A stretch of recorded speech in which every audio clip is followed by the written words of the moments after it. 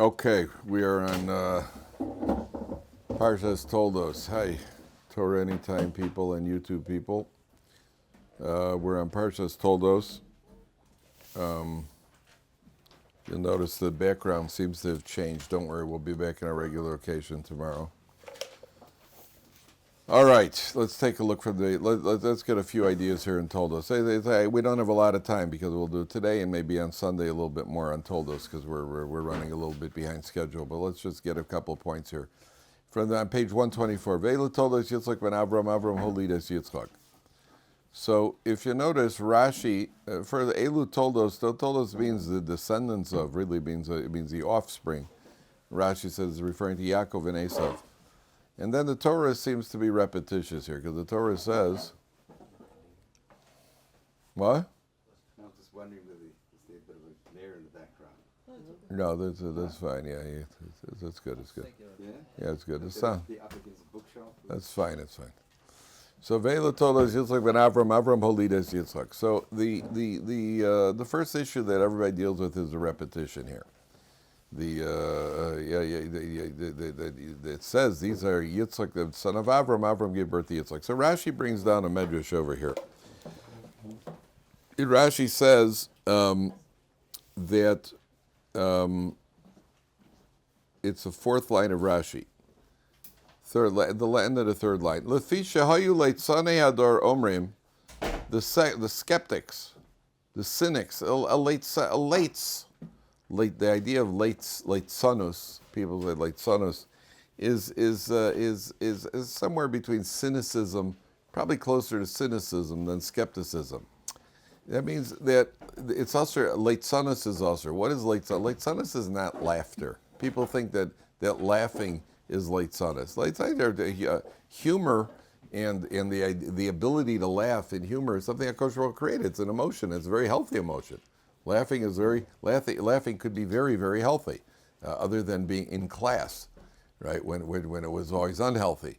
But laughter releases what is it? What's it called? Dopamine endorphins. That's what I'm looking at. Endorphins. I know it sounds like dolphins. The Chinese dolphins are dolphins. Oh, dolphins! Look at the skull of dolphins, right? So there's a, what do you call it? The endorphins. It's healthy. There was a guy. His actually daughter lived across the street from Ohr Somayach. His name was Norman Cousins, I think. And Norman Cousins was diagnosed with a terminal illness. And what he did was he bought all the old films. Three Stooges and the Abbott and Costello, like comedy films, and he sat and watched and laughed and he got better. And he even wrote a book, How Laughter Can Cure Even Cancer, something like that. So I don't know if it's been clinically proven or whatever it is, but it's certainly, I once read somebody who laughs 300 times a day, they found in studies they have less heart trouble, less this, less that, the other. They also are unemployed, but they have less issue. It's something healthy about it. Leitsanus means really taking something serious lightly that you should be taking serious. Number one, that means there are certain times in shul is not the time to be a leitsanus, not to make jokes. That you're crossing a line. It's poor taste. It's poor taste in shul, or when you're studying Torah, or you're doing something important, it's not the time for jokes now. Bad timing is also a form of leitsanus, and leitsanus is also where you're taking something that really you should be relating to seriously, and you're not relating it to seriously enough. But to laugh, for humor, to stay upbeat, that's perfectly acceptable. So here Rashi says, the skeptics of the generation said, guys, there's room over here. You don't have to hide in the what do you call it? You can sit over here if you're more comfortable. The skeptics said that Sarah got pregnant from Avimelech. Sheharei kama shanim sha'asai Avram. Look at all those years she was with Avram. Veloni sabra mena. She didn't get pregnant from him. So yet she's alone with Avimelech. And next thing you know, she's pregnant. Well, that's suspicious. Ma asa HaKadosh Baruch Hu. What did HaKadosh Baruch Hu do? Tsar cluster panov shel Yitzchak dom el Avram. He made Yitzchak's face look like Avram. Vehi idu akol Avram holidis Yitzchak. And everybody said, yeah, that's the father. So that's why the Torah repeats, V'zehu shekosav kan Yitzchak ben Avram haya. That's why the Torah says, these are the offspring of Yitzchak, of son of Avram.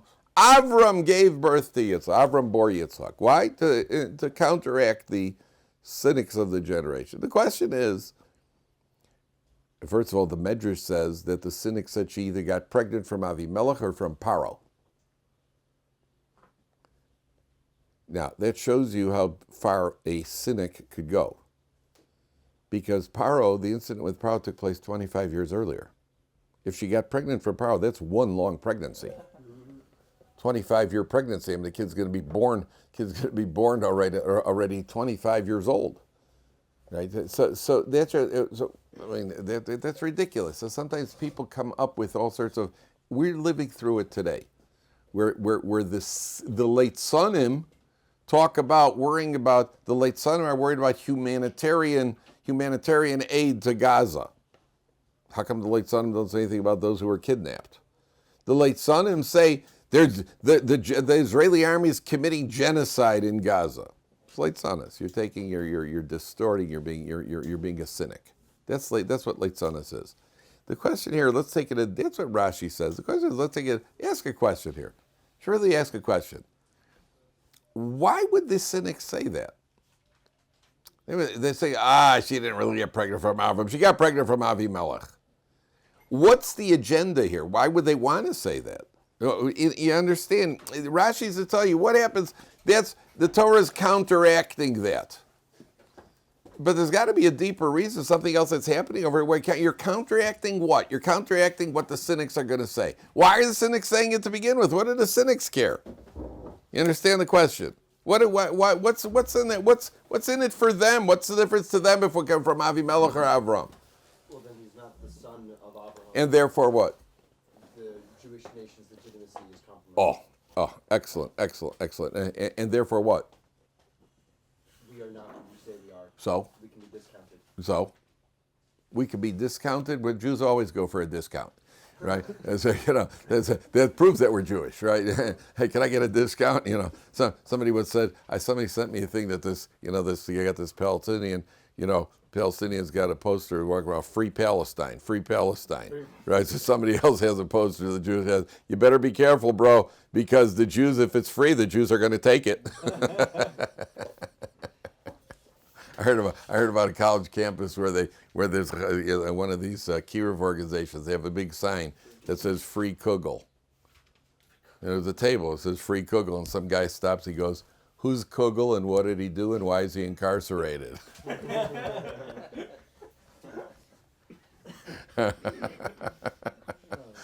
So what do you call it? Let's say we could be discounted. What is it? What are they really challenging? At a deeper level, the commentaries say that is the agenda.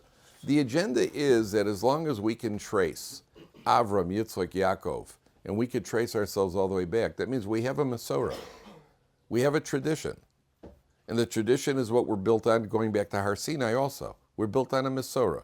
When people want to know, what's the proof of Torah? What's the proof of Torah? People, the codes and the this and the. There's one proof of Torah. That Moshe kibel Torah misinai u'misar liYoshua v'Yoshua's kedim zkenim avim. The proof is that we have an unbroken chain of tradition, and that chain of tradition goes back to the Ovos, goes back to Avraham, Yitzchak, and Yakov as well. That their agenda.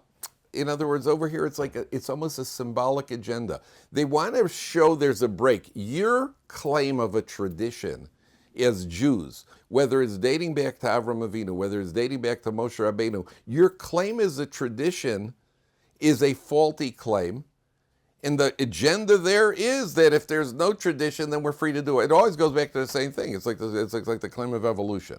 What was the agenda for evolution? So if we could get rid of God, so then we're free to do whatever we want. That's the agenda. So over here, it's not just it's the battle against the tradition of the Judaism. Because if Judaism is right, everybody's wrong. And it's not if Judaism is right. It's because Judaism is right, everybody knows that they're wrong. Therefore, there's the fight against Judaism. Right? Like Hitler himself said, the Jews are the conscience of mankind.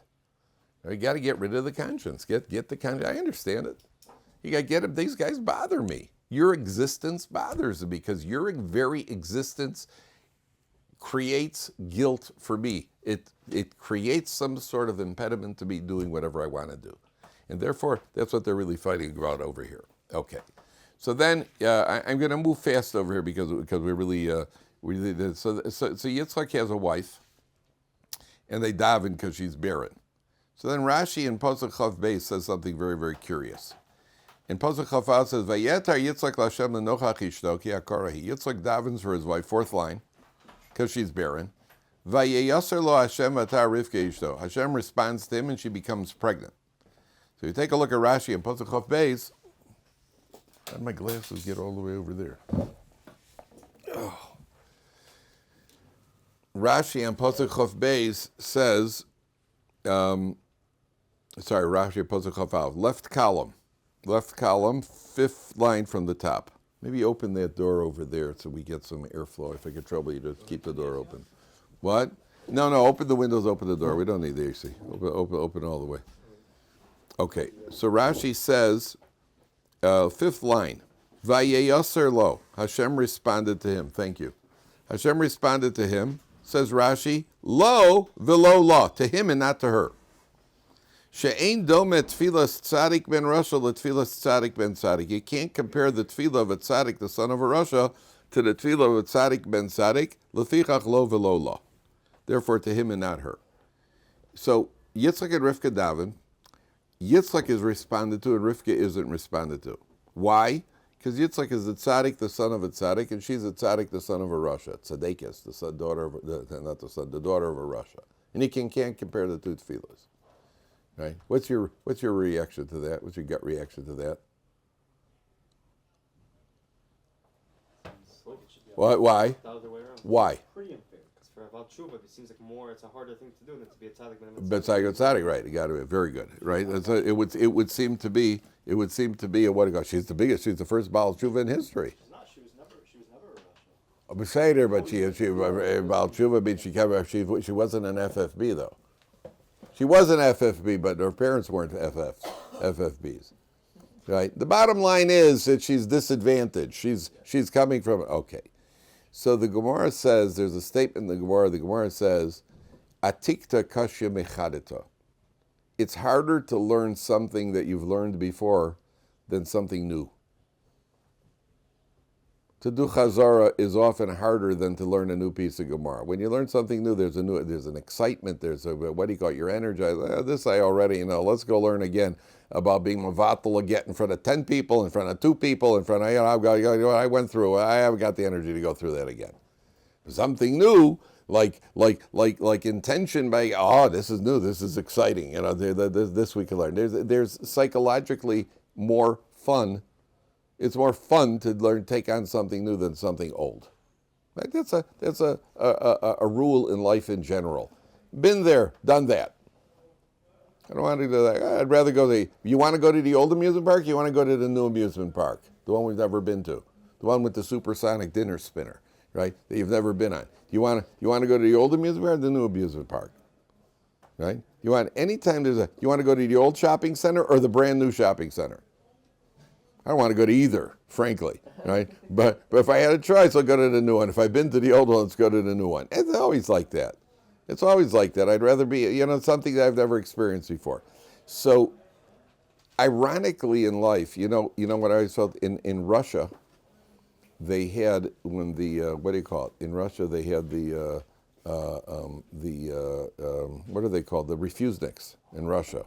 When communism was still there, and you weren't able to practice your Judaism. What's the problem? No, keep this fine. You weren't able to practice your Judaism.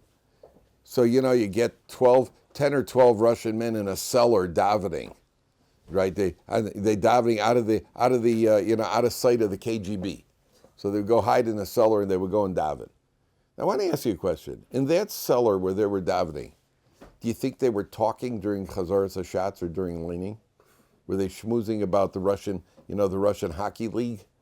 or the Russian stock market, or what do you call it? What do you think? How focused do you think they were on the davening? I think they're pretty focused, right? Because, I'll go to Siberia for davening. I'm not going to Siberia for schmoozing during davening. If they catch me, I go to Siberia. Well, I'm not willing to go to Siberia because the guy next to me in shul is talking about the stock market. That I'm not willing to do. That means that sometimes in life you have a strange, I always felt they have a strange advantage. Because if you're already in a situation where you gotta really go against the odds, you're gonna go all the way. Whereas when you're raised from, and you go to shul every Shabbos, and they have a kiddush club, and and you kind of take things for granted. And sometimes, ironically, it's more difficult for the kid who's seventh generation of Bnei Brak to get motivated to learn Torah than it is for the Baal Tshuva.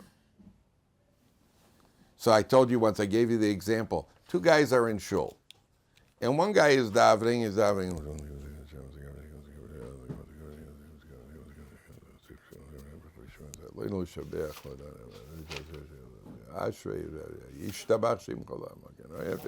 Okay, there's a second guy who's davening like this.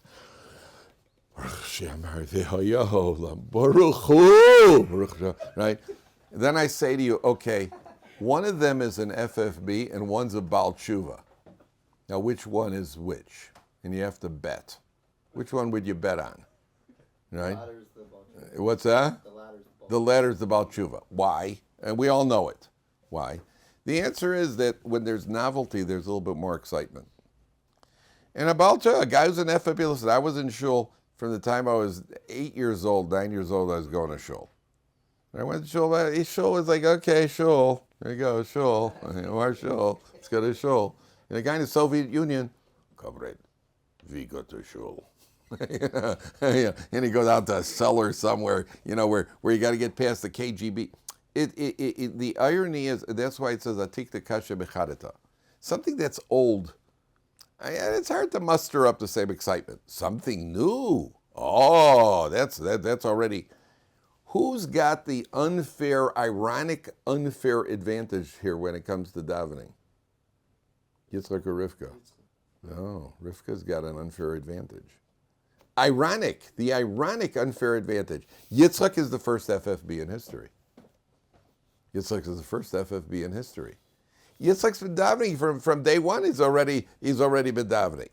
So if you have two people davening, a tzaddik ben tzaddik and a tzaddik ben Rasha, and they both daven with the same energy, who had to draw more energy from inside himself? The tzaddik ben tzaddik. That's why you can't compare the tefillas. That means there are other explanations over here. He's got the schusovos, he's got the merit of the forefathers. That's probably the plain meaning. But if you stop and think about it in life, you see that it's true. Sometimes when you're really, they talk about this in sports all the time. When you're playing against a team, I know when you're playing against competition, which is not, you don't play as hard. When you're playing against a tough team, it's even a guy who's, what do you call it, when you're under pressure, right? A clutch situation. Sometimes it brings something out. The adrenaline pumps differently. She's got the adrenaline pumping naturally because she's going up against a Lovin and against a Basul and against everybody else. Yitzchak has to generate the adrenaline. I don't mean Yitzchak himself as far as ourselves. I know that sometimes when I'm davening on the plane, or I'm davening in an airport, I daven better than when I'm in a shul.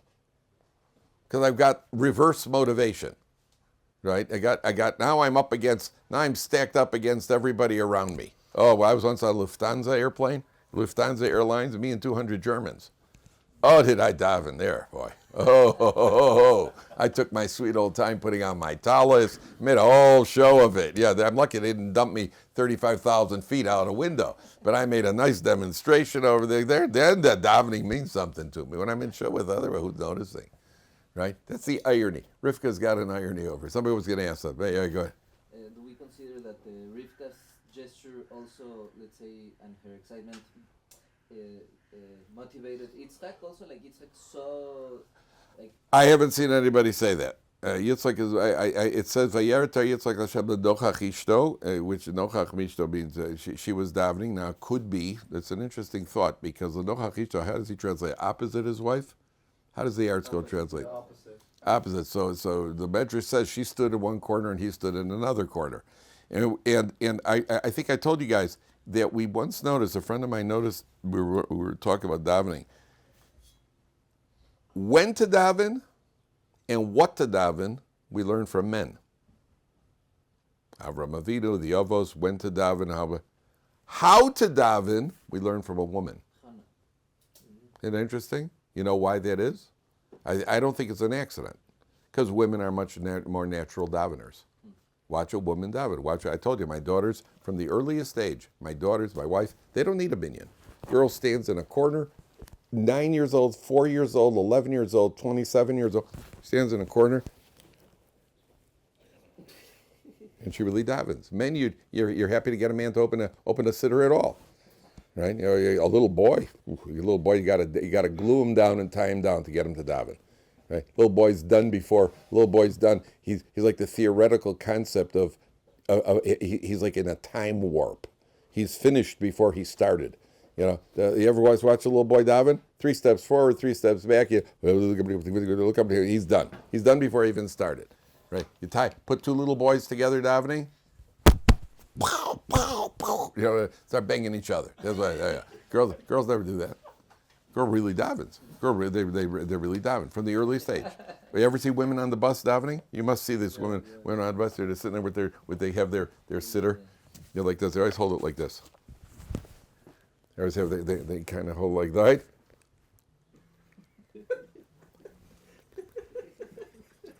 But they're really davening. I saw a woman today on the bus coming from my neighborhood, a traditional woman. She was wearing pants.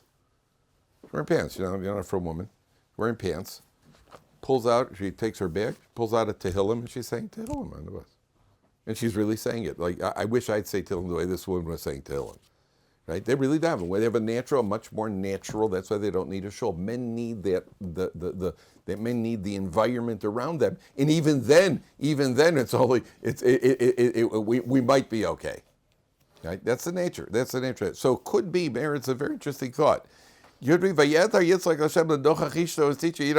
how she's davening. That'll get you to daven. And by the way, it's not a bad idea to watch your wife daven, to get motivated by it. Right? Because they really daven. Those are the facts. The women really daven. You know, men think we go to shul and we're clapping and yelling on Yom Kippur. I don't know if all of our clapping in Yom Kippur and all of our davening, Hashem hu Elokim, Hashem hu Elokim. Great. It's wonderful. It's terrific. I don't know how much that weighs versus one frum woman davening in her room. Could be she's carrying the whole bunch of us. That's the nature. That's how it goes. Okay. So I saw a very interesting shot. We're back to the tapestry now. If you hear it, you hear it. If you don't, it's a concept. Either you can sense it or not. I just read an article about modern art, about how they sell modern art and how much modern art paintings are worth, that sort of thing. With pictures of modern art. I can't explain art to you. Either you see it or you don't see it. Same thing with classical music. Either you hear it or I can't explain it to you. I'll tell you the concept. Either you have the sensitivity to what's happening or you don't. It's not a Tosos. So you can't ask me any kashas, Miguel. Right? It's not a Tosos. Okay? It says like this. Rivka gives birth. If you take a look at page 126. Vayimlu yamel aledes v'nei somi bevitna. Time for her to give birth, and she has twins. Vayetze harishon admoni kulo kader seyar. The first one comes out red, completely covered like a hairy mantle. That's how he translates it, a hairy mantle, like Mickey Mantle's father, hairy mantle, right? He comes out like a hairy mantle. His father's name was actually Mutt. Mickey Mantle's father's name was Mutt. Kulo kader seyar vayikru shemo Esav. They called him Esav. The word Esav is related to the word oseh. Oseh is with a hey. Does. Ayin shin hey is oseh, right? This is Esav. So the Mefarshim say the name Esav represents he's done. He's fully developed. That's what the being covered with hair represents. He comes out, he's got as much hair growth as a full-grown man. Sometimes full-grown men actually start to deteriorate, right? The hair starts to go, right? The guy at the airport just now, when I was I had to go through Athens, so I went through security, and I take off my hat, my jacket, put everything in the box. And as I finish, I come through I go through, and then the guy goes to me like this to pick it up. So I said, I took off my hat to show him my hammer because I said, there's nothing under here. So, you got to go through the airport, take off your belt, take off your, what do you call it? All because some guy once, some Muslim did a, what do you call it? So we all got to go through the airport security. At least I was flying business, so I got a special, I went around the fast lane. That was fun. I must tell you, I enjoyed that. So what do you call it? So he's called Esav because he's fully done. He's complete. And on a deeper level, that represents an attitude of life. He's not working on himself anymore. That's what an Esav is. I'm done. I'm complete. I have nothing more to work on. That's Esav. Yakov is somebody who is Yaakov. It's a future tense. There's more to develop. Esav means I'm done. I'm finished. That attitude in life, a person who says I'm finished growing, that by definition means that the person is digressing. And the Torah Jew's attitude is we have to grow. There are two types of people. There are two types of Jews. It doesn't matter what color your yarmulke is. It doesn't matter what color as long as it's black. It doesn't matter what color your yarmulke is. It doesn't matter what color your hat is. It doesn't matter. There are two types of Jews. There's a Jew who's growing and a Jew who's stagnating. The person who's stagnating, I'm done. There's nothing more to me to do. I'm happy with my level. I'm finished. That means by definition, you are digressing. As opposed to the ultimate Torah Jew, a real Torah Jew is somebody who's growing. You have to be growing. You have to be looking to grow. That's the goal in life. And the person can never say, okay, I'm done. I made it. Yeah, I'm finished. I am the perfect human being. Right? Then you're Esav. That's what the symbol is. That's not me. That's what the Mefarshim say. That's simple. That's nothing too deep over there. Then it says, his hand is holding on to Esav's heel. Vayikra shmo Yakov. The Yitzchak ben Shishim Shana Beledes Osa. Yitzchak is 60 years old. So I heard a phenomenal pshat once. We're going to see that there seems to be a little confusion on Yitzchak's part. Yitzchak seems to be deceived by Esav. This you learned about, right? Yitzchak is deceived by Esav. Whether he's really deceived or he's pretending to be deceived in order to be makar of Esav, not clear. What is Yitzchak's agenda over here? Is Yitzchak really deceived? Yitzchak, we're talking about a pretty sharp man over here, but you don't see through. Esav comes and asks him these frum questions. How do you meiser salt? Oh, he's so frum. How do you meiser straw? The things that don't. Ooh, is he about? He's so machmir. It's like going up to the Rav and say, what size does this stone have to be that I want to throw the car on Shabbos? Does it have to be a kazayas? Ooh, he's so frum. Is Yitzchak really deceived by that? Honestly, what Yitzchak doesn't see through it. So there are two schools of thought. There's one school of thought that it was actually hidden from Yitzchak. Hashem hid it from Yitzchak. He didn't see that Esav was a Rasha. And the reason he doesn't see it is a much deeper reason. Why? Why doesn't Yitzchak see it? And Rivka does.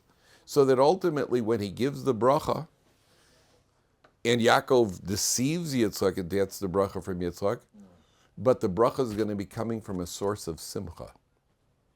Had he known what Esav was, so then something in Yitzchak is deflated. He has a son like Esav. So even though when he gives the bracha, but he's not going to have that. One of the greatest levels of potency as a Jew is besimcha.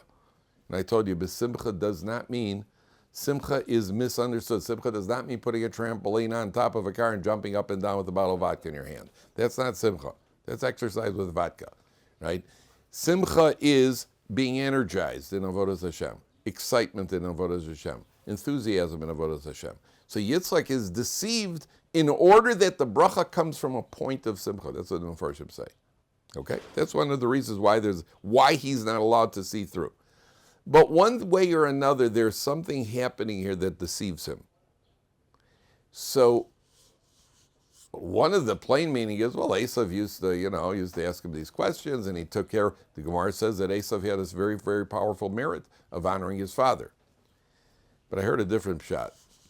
Yitzchak when they're born, he obviously wasn't in the room, but what's he told? What is Yitzchak told when the two are born?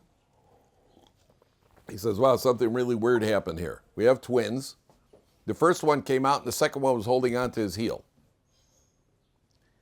Yitzchak hears in that Yaakov is holding Esav's heel. He hears something much deeper than we hear. When is the last time that Yitzchak saw a hand on a foot? Okay. Correct. Whose hand on whose foot? His father's hand on his. Oh, his own. Akeda means, the word Akeda, when they would shecht an animal in the base of Mikdash, they were oked the raglayim. They bound together the feet of the animal. Instinctively, how would you bind an animal's feet? You'd put the 2 feet, the two front ones together and the 2 back ones together. That's probably the easiest thing to do. That's not how they bound a korban. A korban was bound by putting the hand on the foot. The right foot leg, what do you call it for an animal? A paw, a leg? I don't know what you call it. The foreleg and the hind leg on the right side were bound together, and the foreleg and the hind leg on the left side are bound together. So in Akeda, that's how you bind an animal together. Well, if he was doing it to a human being, which Avram did it to Yitzchak, so how did he bind them together? He binds his hand on his foot, right? Parallel to an animal. You understand what I'm telling you? Parallel to an animal. When Yitzchak hears the last time a hand was connected to a foot, what did that represent? The ultimate in serving God, which was the Akeda. There's no human being has ever gotten to a point of being on a mizbeach and being shechted or almost shechted. That's a pretty high level of devotion. That's more than getting up early for vasikin and putting on tefillin. As much as that takes a part of a person's life, right? Yitzchak on the mizbeach is the ultimate service of God. And in that ultimate service, his hand was bound to his foot. So then he has 2 sons. And as they're born, he hears about a hand on a foot. What does that tell Yitzchak? There's going to be a partnership here between Yakov and Esav in serving Hashem at the optimum level. And he sees Esav as part of this partnership, which is why later on he gives Esav the bracha for material. The bracha that he gives Yakov, which Yakov takes from Esav, is all for material goods. That was a bracha that he thought he was giving to Esav. You're going to have rain and it's going to be plentiful and everything else. Why? Because he saw Yakov and Esav as having a partnership where Yakov is going to be the one who's studying Torah and Esav is going to provide the material, which we later find in Jewish history by who? Yisachar and Zevulun. Their partnership's got to exist somewhere. That was Esav's potential, by the way. Guys, we got to understand something over here. Esav had free choice. Esav could have used his strengths and he could have had an eternal partnership with Yakov. He had arguably a more difficult test. That's why he gets the bracha. He needs the bracha because he's involved in the physical material world. Where else do we find this partnership today? In many, many homes, where do we find this partnership? What's that? Correct? In the Kolo lifestyle, there's a partnership, and it's not just in the Kolo lifestyle. A husband and wife have a partnership. She takes care of the material, the physical realm. She takes care of the home. The man's job, even if he's working. He could be an accountant, but he's still got to learn Torah. So she is involved. And why is it that we trust her with the material world? Because if you put a man in the material world, he's going to get kidnapped by it, which is what we see all the time. Women have the responsibility level of not getting distracted. They can live the material world and still daven. Put a man in the kitchen, he's never going to make it to shul. He'll never make it out. It's like the Iron Curtain, right? He'll never make it out. So there's a partnership. This potential exists. So I had a cab driver last night on the way back from the airport. These guys are Russian, and we're driving through a frum neighborhood. And by driving, they see some nice apartment building. He says to me, I don't understand. He studies Torah. She works and makes a minimal wage. How could they afford to buy? He said to me, how much do these apartments cost? I said, it's in the neighborhood of about 2 million shekels. He says, how do they afford it? I started laughing. Because everyone's got a different story. This one's got a father-in-law. This one had some money for that saved up. Everyone's got a different story. This guy can't possibly imagine. How did they make it? Nobody works. How are you living in these apartments? I'm laughing. I can't begin to explain to him. Can't begin to explain. But at the end of the day, this is the potential that Yitzchak sees. He sees a hand on a foot. And the hand on the foot has a much deeper symbolism.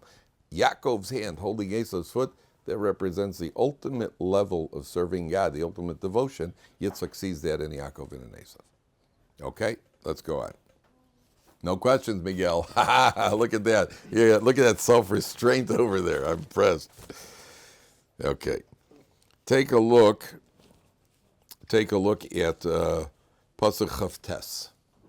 So Yakov is making, what do you call it? Vayozed Yakov Nazid, page 126. Vayozed Yakov Nazid. Yakov is making these lentils. And it was the day of Avram, it was the day that Avram Avinu had died. Mm-hmm. So there's a meal that you feed the mourner is fed something round. Either egg, lentils, that sort of thing, which symbolizes the cycle of life. And wasn't there the song from the Lion King? The cycle of life? The cycle of life. Yeah. So it says, so Yaakov makes how sophisticated we've gotten. So Yaakov, what do you call it? Yaakov is making these lentils. Vayavo Esav min hasadav oyef. Esav comes in and he's tired. Now, I just want to show you one Rashi that I skipped, but in the previous pasuk is such a telling Rashi. In look at pasuk Chavzayin. Let's go back for a second. Vayigdelu haneorim. They grow up. Vayhi Esav ish yodei atzayid ish sada. Esav is a man who knows how to hunt. He's a man of the fields. V'Yakov ish tam yoshev olim. Yaakov was a man of, how does he translate it? Wholesome. That's a good word. Yoshev oholim, sitting in the tents. Now I want to show you, there are a couple of points here in the Rashi that you can't make sure you don't overlook. So Rashi says, what does it mean in Pasuk Chav Zayin? It's the right column, 4 lines from the bottom. 3 lines from the bottom. V'yigdul ha'anorim v'yeh Esav. Kol zman sheyuktanim, when they were minors, when they were little, lo hayu nikarim b'ma'aseihem. Couldn't really tell them apart. Ve'no de medaktek b'mativam. They both went to cheder together. They both had payas. They both learned together. Kevan shenasu b'nei Yud Gimel Shana. Once they became 13, Zep Pirish Labate Midrashos. Yaakov went off to the base Medrash. Zep Pirish Lavodah Zarah. Esav got involved in Avodah Zarah. That's what the Medrash says. Now, look at the next Rashi. Yodei Tzayid. He knows how to hunt. Says Rashi, Lotzu du l'ramos Esavi b'fiv. He knew how to hunt and deceive his father. V'shoalo, Abba, he'ech master das hamelech v'tzador. How do you meiser salt? Kosover aviv shu bedaktek b'mitzvahs. His father thought that he's very, very meticulous in his mitzvah observant. And then look at this Rashi. Ish sada. What's an ish? A man of the field? Kimashma'o. Exactly as it sounds, says Rashi. Adam batel. What's an Adam batel? What? Bittel on the get, right? We're mabatel him. No. It's not the same bittel. What's an Adam batel? An idler. He's doing nothing. Batel is a batlin. Vitzode bekashto chayos v'ofos. He's hunting animals. It certainly doesn't sound like nothing to me. Sounds like he's all involved in action all day long, chasing animals around, shooting bows and arrows. No, that's an idler. Yaakov is a tam yoshev oholim, olo shel shev olo shel aver. Yaakov is an ish tam. It's very interesting. Action is not necessarily an indication of what you are. Right? What do they call it in England? That sport where they're sitting on a horse with the dogs running, and they got the hammer, and they're with the funny red hats, and they're jumping around. The aristocrats play that. They're sitting with the dogs. You don't know what I'm talking. A polo. Real polo. Never saw that? Guys, have you done anything other than watch videos your whole life? Right? You don't know what this is? Alan, you don't know what it is? You never seen pictures of it? They're on the horse, the fancy with the Prince and Charles and with the red hat and they're with the fancy got a jacket and with the dogs are running and they got this thing you got to hit the ball while you're sitting on a horse. You don't know what I'm talking about? Is it like fencing, like horse fencing? No, it's polo. It's polo. Oh, okay. Well, you really don't know? The brand polo, the one that's like the brand. That's the real polo, the horse polo. Because of the horse and the. And that's they go jumping over. What do you call it? Once in a while they fall over. They're jumping and they're what do you call it? Very very. That's a bottling. Looks like a lot of action. Just because they got nothing to do. So you're running around playing polo. It says Esav's a hunter. It's an Adam Batel.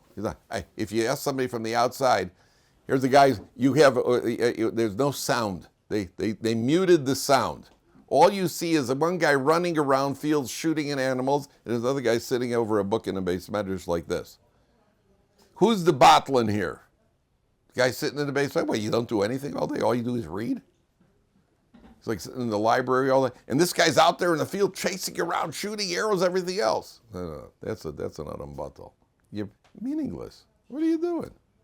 It sounds like you're hunting for sport. Whereas Yakov's sitting in a base medrash, he's the guy who's developing. Now, the real difference between Yakov and Esav, what's the difference between Esav's called an the ish sadeh, a man of the fields. And Yakov is an ish tam yoshev olam, he's in the tents. That right there tells you the difference between a Yakov and an Esav. An ish sadeh means you're out in the fields. There are no borders. There are no limitations. You're out in an open field. Your whole life is open. The Esavs of the world have no rules. There's no limitations on them. You do whatever you want to do. What's Yakov? Yakov's inside the tents. There are rules, there are regulations, there are limitations. There's the difference between a Torah Jew lives with limitations. Everything we do has got limitations. We're limited how we speak, we're limited what we look at, we're limited what we eat. The whole thing is limitations. Whereas an Esav, he's a liberal. You do anything you want, anytime you want, anywhere you want. I was in the business lounge in the airport, and where was this? This one was in Newark. So I walk into the business lounge. They got a whole spread. If you've ever been in a business lounge, there's a whole spread of food. I could have a Coke. None of it's kosher. So I'm standing there, and I gotta go get a Coke. I bring my own food, and the lady behind the counter by the bar, she says, "Sir," so I tell her, "Yeah." She goes, "You eat only kosher, right?" I said, "Yeah," because she wasn't Jewish. And she goes, "You ain't a kosher, right?" I said, "You could order a kosher meal here." So you have a kosher at the bar in the lounge. It's a kosher, but she saw me and she said, "You only eat kosher." She know that much. She knew. I guess in Newark, I guess she's seen other from Jews, one or two, right? So she knew enough to know that I've got that limitation. Rabbi Weinbach once told us about these two secular Israeli guys were in Scotland, and they went into a roadside restaurant, and they're sitting there, they order a meal. Okay, so they sit at the table, so the proprietor comes over and he brings them their meals, and he said to them, "Can I ask you a question? Do you mean to tell me that you people have suffered 2,000 years just so you could eat the same food we do?" How's that? A mussar lesson? A mussar lesson from a Scottish restaurant owner, right? That means we got limitations, says Yakov. Yeah, we live with limitations. We're proud of it. We can't imagine otherwise. I mean, I was there looking. I took a cup of coffee and I had to look. They had a non-dairy creamer, and I had to look. I'm looking for a hechsher. And the non-dairy cream, just a non-dairy creamer. A guy even came up to me. Not wearing jeans, modern guy. He comes up and he says, "By the way, do you know does seltzer need a hechsher?" Had a bottle that was already in Athens. The seltzer, he's got a Greek seltzer. The seltzer need a hechsher. I said, "I'm telling you the truth, I don't know. I don't know what they do to seltzer. I'm assuming not, but I don't know." I said to the guy, "I have a policy. If it doesn't have a hechsher, they just get used to a policy in life. Without a hechsher, we don't eat it. It could be it's kosher, it could be it's not. I'll do without the seltzer." The only thing that we're able to eat without a hechsher that doesn't have a hechsher is Coke. Coke and Pepsi, because they're known to be kosher. The rabbi in Atlanta, there was a rabbi in Atlanta who was one of the 3 people in the world who knew the formula for Coke. Because the Jews could drink Coke. So we live. That's what Yakov lives with limitation. Esav is in the field. It's all free. Do whatever you want, whenever you want, however you want. Do whatever you want. Even on the airlines, they come around with a kosher meal. That I like. Come up with a kosher meal. The advantage of eating kosher, if you've ever flown, you get your meal first. Because they want to get it out of the way. Get it out of the way is bothering them in the kitchen. The only thing is when I've sat in economy and I'd get my meal, I wouldn't eat it till the guy next to me got his food. I just felt as rude. I'm sitting there eating and this guy hasn't got his food yet, right? But now when I fly in business, so I got my own little private office over there. It says, fine, do whatever you want. Nobody cares, nobody's looking. All right. Okay.